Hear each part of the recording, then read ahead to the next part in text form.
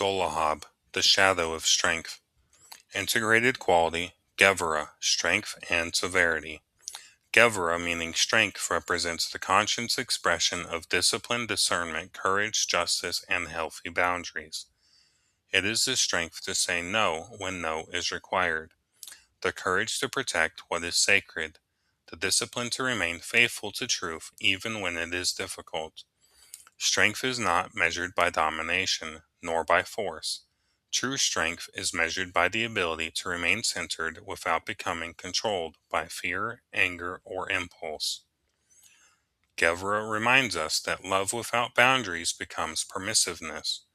Compassion without discernment becomes enabling. Mercy without justice becomes imbalance. Strength exists to protect love. Discipline exists to protect wisdom.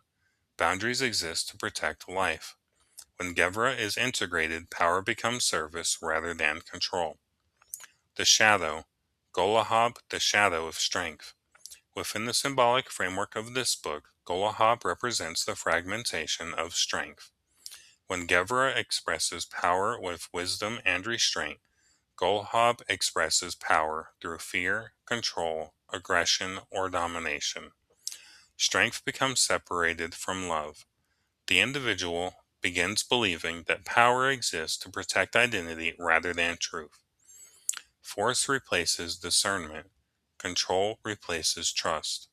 Fear quietly disguises itself as strength. Yet Golohab also appears in another form, the fear of power itself, the refusal to stand firm, the inability to establish boundaries, the avoidance of conflict. The shadow is not strength, the shadow is our unconscious relationship with it.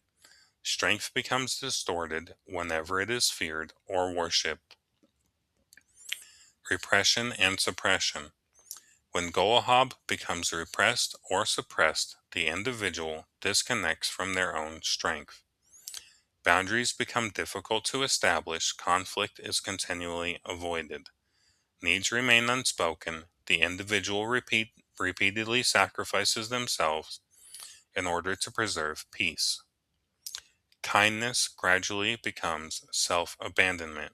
Compassion becomes people-pleasing. The inability to say no quietly becomes resentment.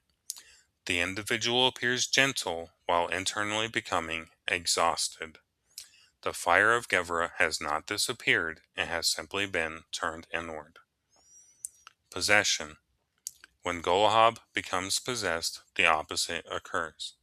Strength becomes domination, control becomes security. Anger becomes authority. The individual begins believing that power must always be demonstrated. Disagreement becomes something to defeat. Correction becomes humiliation. Leadership becomes control. The desire to protect quietly transforms into the desire to dominate. The fire of Gevura burns without wisdom. Power becomes disconnected from love. The individual no longer protects life, they attempt to control it. Universal pattern. Golohab represents the archetypal fragmentation of power. Consciousness forgets that strength exists to serve love and begins using strength either to dominate or to disappear. Power loses its relationship with wisdom. Collective unconscious. Collectively, Golohab appears wherever societies normalize oppression, authoritarianism, abuse of power, intimidation, exploitation, or conversely, where fear or conflict prevents injustice from being challenged. Humanity either glorifies power or fears it. Both forget its true purpose. Individual psyche.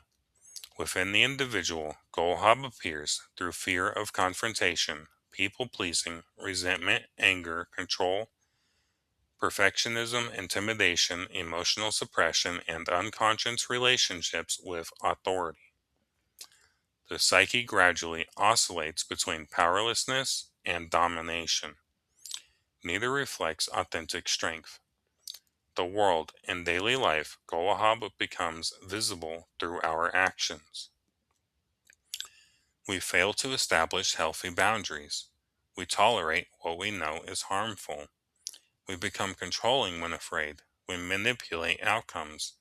We avoid necessary conversations. We lash out impulsively. We dominate, or we continually surrender our own needs. Our behavior reveals whether strength is serving love or fear. Reflection. Take a few moments to reflect upon your relationship with strength. Ask yourself, which expression of strength feels more familiar to me, avoiding it or controlling through it? Where do I struggle to establish healthy boundaries? What fears arise when I need to say no? Where do I attempt to control what cannot be controlled? What does true strength mean to me? Do I use power to protect love or to protect identity? Where is courage quietly asking to be expressed? Recognition is the beginning of true strength, for power becomes sacred only when guided by wisdom and love.